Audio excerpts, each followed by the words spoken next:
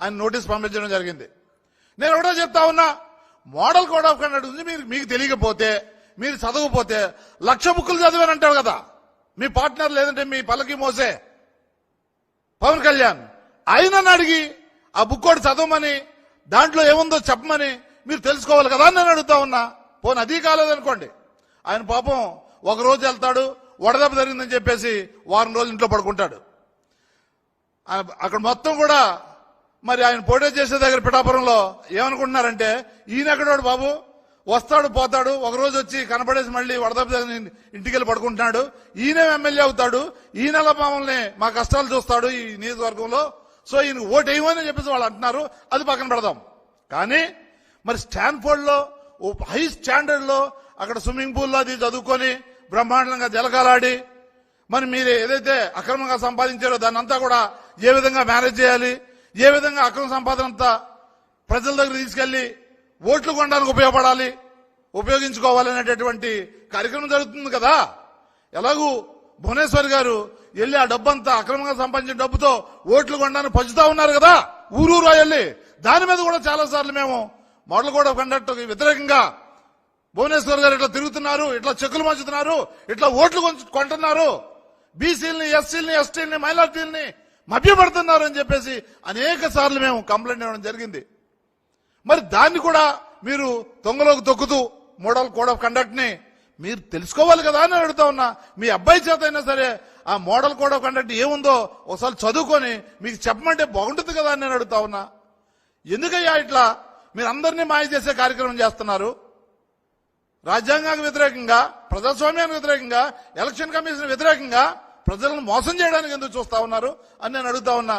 పైపెచ్చు మీరే తప్పు చేస్తూ దొంగ దొంగ దొంగ అని చేసి పరిగెడుతున్నట్టుగా మీ పత్రికల్లో ముఖ్యమంత్రి గారి మీద ఎంత దారుణంగా రాయిస్తారయ్యా? ప్రజలకు తెలియదా విషయం? తప్పు చేస్తుందా మీరు అని ప్రజలకు తెలియదంటారా?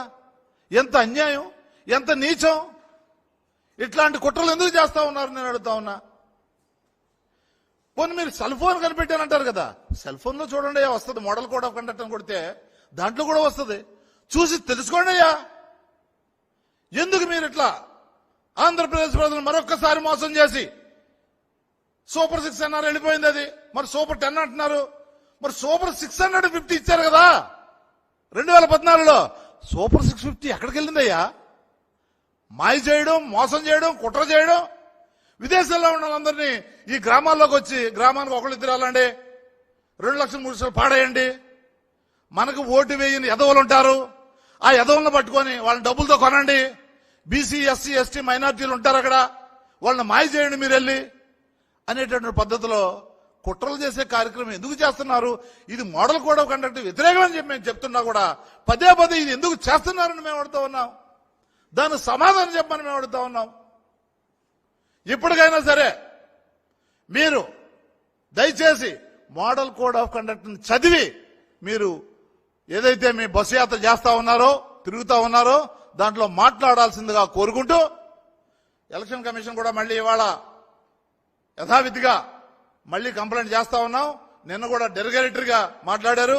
సీఎం గారి మీద అనైతికంగా, అన్యాయంగా, అక్రమంగా దిగజారిపోయి ఒక సామాన్యుడు మాటలు వినలేని మాటలు, సామాన్యుడు వింటే చిచ్చిచ్చి 40 సంవత్సరాల ఇండస్ట్రీ అంటున్నాడు, ఇట్లా మాడుతున్నాడు, బ్రహ్మాండంగా అమ్మఒడి, ఆసరా, భరోసా, చేయూత, విద్యాదీవెన, వసదీవెన, ఆరోగ్యశ్రీ, పేదవాడికి ఇల్లు, ఇవన్నీ చేస్తా ఉంటే రైతు భరోసాతో పాటుగా ఎందుకు ఇట్లా ఈయన కడుపు మంటతో చెలరేగిపోతున్నాడు, మంటతో కుంగిపోతున్నాడు, మంటతో అహంకారంతో మాట్లాడుతాడని చేసి ప్రజలలో అనుకుంటున్నారు. దయచేసి ఇప్పటికైనా మోడల్ కోడ్ ఆఫ్ కండక్ట్ ని చదవవలసిందిగా కోరుకుంటాం.